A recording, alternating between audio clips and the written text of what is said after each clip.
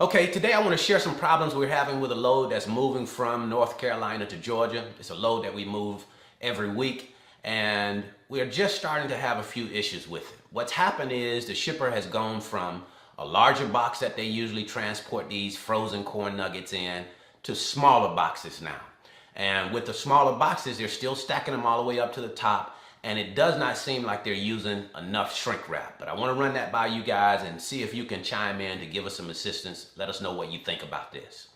What happened is the driver went and loaded that load. Everything goes well with the pickup as far as we're know. Then he gets to his destination, and when he gets to his destination, they let him know that he's probably going to have a com check or an EFS check for a lumper fee. Now, in this particular facility, we never pay lumper fees. So that struck me as a bit strange when the driver called me up and told me that. So, I figured that, they'll get loaded or get unloaded and everything would be finished and the lumper fee would not come into play. Well, after the driver is there for a little while, he calls me back and lets me know that, some of the pallets toppled over.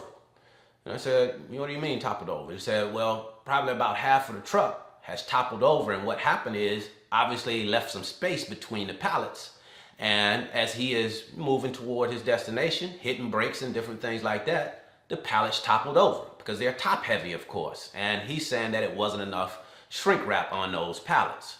So long story short, what they have to end up doing is restacking all of those boxes that have come off of those pallets or that have toppled over, and that is charged through what we call a restack fee.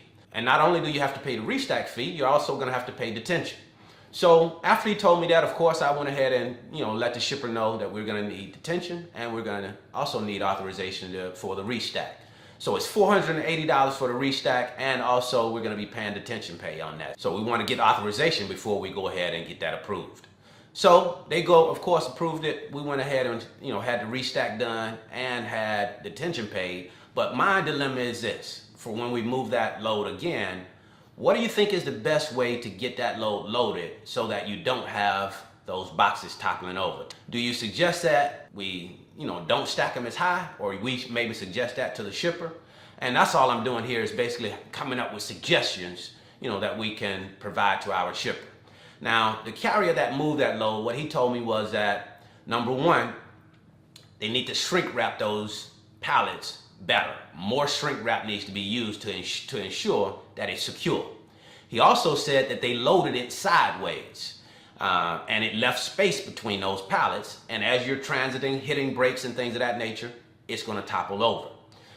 He also mentioned that maybe you can put a bag. He mentioned some type of bag that you can blow up, you put it on the end of the truck after the load is loaded, and that is going to secure the load a little bit better than it would if it didn't have it there.